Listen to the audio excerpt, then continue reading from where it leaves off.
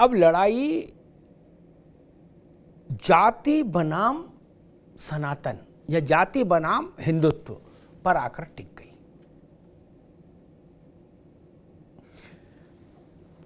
उत्तर प्रदेश के अखाड़े में योगी आदित्यनाथ हैं एक तरफ और दूसरी तरफ अखिलेश यादव।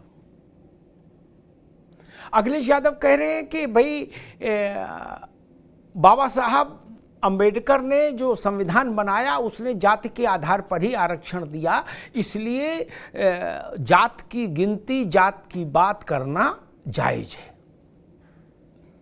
और जब तक जात की बात नहीं होगी तब तक देश तरक्की नहीं कर सकता, तब तक सामाजिक न्याय नहीं हो सकता।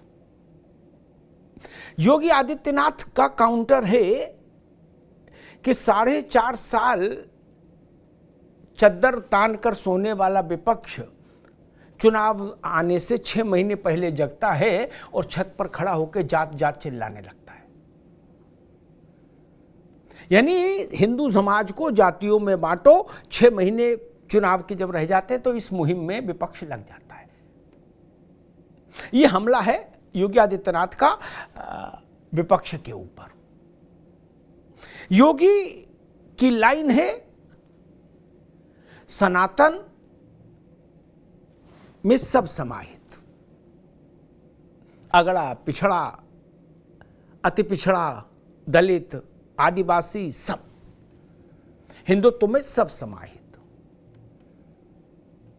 योगी कह रहे हैं कि जो सनातन की बात करेगा वही देश का शुभचिंतक है और अखिलेश यादव कह रहे हैं जो जात की बात करेगा वही देश का शुभचिंतक है। लड़ाई यहां पर आकर टिक गई। इसको अगर आप दार्शनिक व्याख्याओं से अलग करके निपट व्यवहारिक धरातल पर समझ लें तो ये कि सारी हिंदू धर्मों के अंतर्गत आने वाली सैकड़ों जातियां अगर अपनी एक पहचान के तहत खड़ी हो जाएं, वो पहचान हिंदुत्व की हो सकती है, वो पहचान सनातन की हो सकती है, तो भारतीय जनता पार्टी को लाभ है और विपक्ष के लिए सारी संभावनाओं के दरवाजे बंद हो जाते हैं। विपक्ष के लिए खिड़की, दरवाजा, रोशनदान तभी खुलता है संभावनाओं का कोई, जब वोट जाति पर हो, वर्ग पर हो, अगड़े पर हो, पिछड़े पर हो, उसमें भी फिर जातियों पर हो, जात मतलब यादव में भी घोसी और कमरिया, जब यहां तक डिवीजन जाए तो आनंद आए।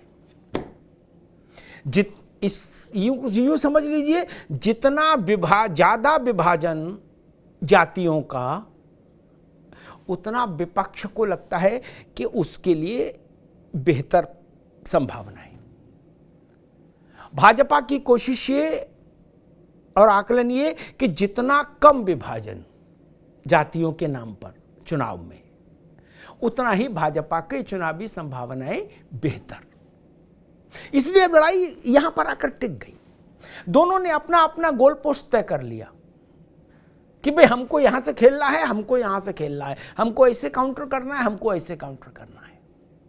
अब देखना यह है कि आपको याद होगा कि जब मंडल कमीशन आया था, ये भी बहुत जरूरी है इस बात का उल्लेख यहां, जब मंडल कमीशन आया था तो जातियों की पहचान और जातियों की अस्मिता राजनीतिक धरातल पर अपने उफान पर पहुंच गई थी।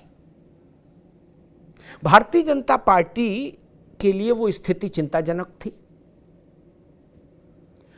उसी के समानांतर,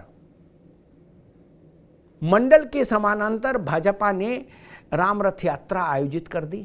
अयोध्या का मुद्दा सामने किया, लालकृष्ण आडवाणी रथ यात्रा लेकर निकले और जिसको एक सरल फ्रेज दिया गया, मंडल वर्सेस कमंडल।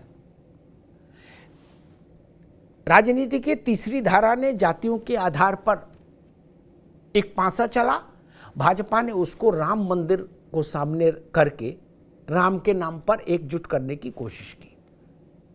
अब वही चीज मंडल तो नहीं और सीधे तौर पर कमंडल भी नहीं, लेकिन सनातन और जाति की गिनती और जाति की गणना, ये आप मान लीजिए ये पार्ट 2 है 90s के दौर की फिल्म का, जिसे होता है ना सीक्वल बनता है फिल्म का, शोले आई फिर शोले के बाद शोले 2 बन जाए, ये उस टाइप का एक मामला उत्तर प्रदेश में बन रहा है।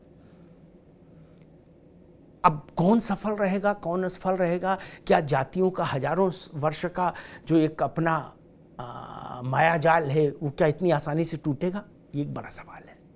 और ये भी सच है कि सनातन की पहचान भी हजारों वर्ष पुरानी है, क्या उसको इस तरह से धूमिल किया जा सकता है?